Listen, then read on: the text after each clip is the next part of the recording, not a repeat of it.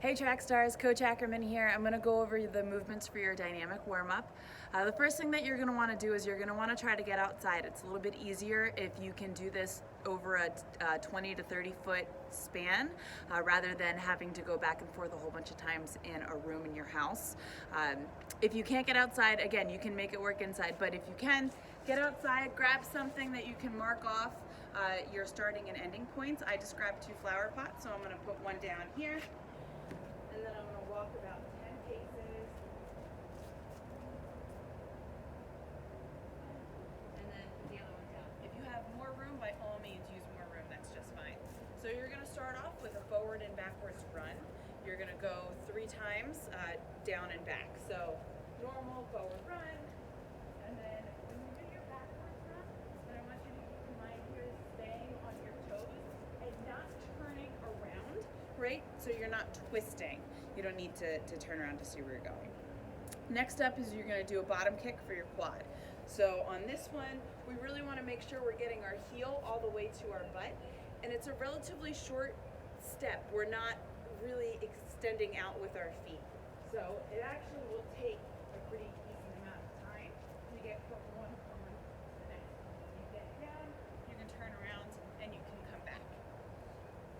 After you're finished with your bottom kicks, you can go into your Rockettes.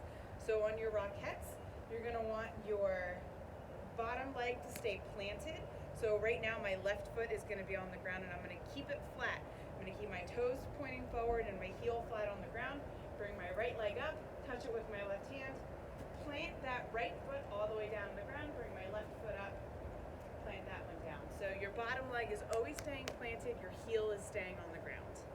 Next up, so I would do that down to the back cone, and then from there, I'm gonna come forward and do my hamstring walk or your bend and snap. So I'm gonna bring my right leg forward, my toes are off the ground, my heel is on the ground. I'm gonna bend my left knee, I'm gonna send my hips behind me, and sweep my arms down by the ground, and then stand back up again. Step forward with my left leg, toes up, heel down, bend my right knee, send my hips back, come all the way up. From the side, which is more important for you girls to see how you're doing it, right? Notice this front leg is straight, the back leg is bent, and I'm sending my hips behind me so that my back stays nice and flat, right? If I start to round forward as I reach down, then I just don't reach so far down. Maybe I only reach down to about my knees and stand up. If you're not sure how you look while you're doing this, have a parent or a sibling videotape you so that you can see if you need to adjust what you're doing. Next up, we have our karaoke.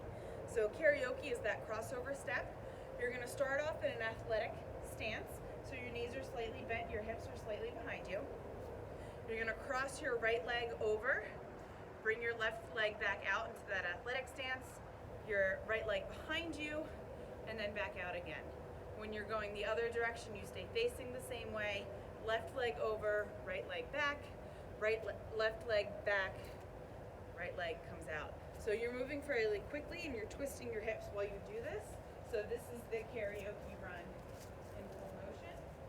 And then I come all the way back. Next up is you have a straight leg run. On your straight leg run, keep your legs straight. Your toes are going to come out forward and your feet are never going to go behind you. Also make sure that you're using your arms. So if you look at me from the side, this is my straight leg run, right? And then you can watch me go down and back. Straight leg run. After you finish your straight leg run, you're then going to go into 2 Spidermans and then 4 inchworms. So for your Spidermans, your hands are down on the ground. You bring your right leg out, your right foot outside of your right hand. You can take your right hand, put it on your right knee, stretch open. Maybe you reach your arm up to the sky. You're gonna switch sides. Left foot outside of left hand, stretch open. You can reach up if that feels good. Come back down. That was 1 Spiderman, and then you're gonna do it again on each side for your second Spiderman. Next, you're gonna do an inchworm. So for an inchworm, you're gonna start standing tall.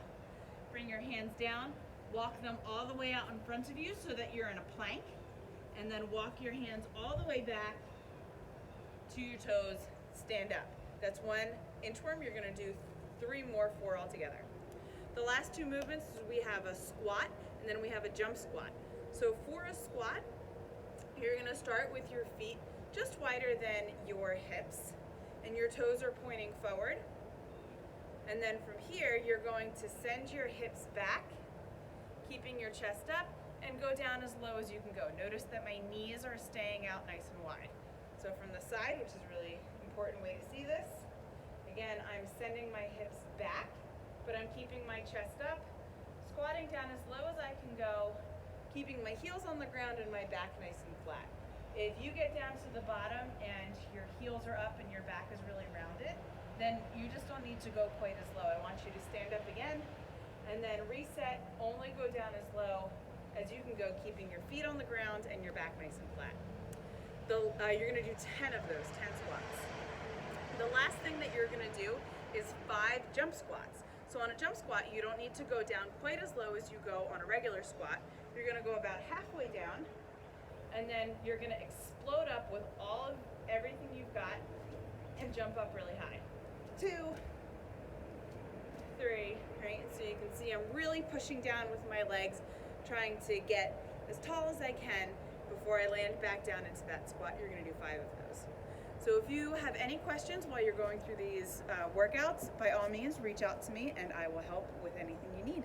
At the end of your workout, also don't forget to cool down. There's a list of cool down exercises on that same document for your dynamic warm-ups. Thanks. We'll see you girls soon.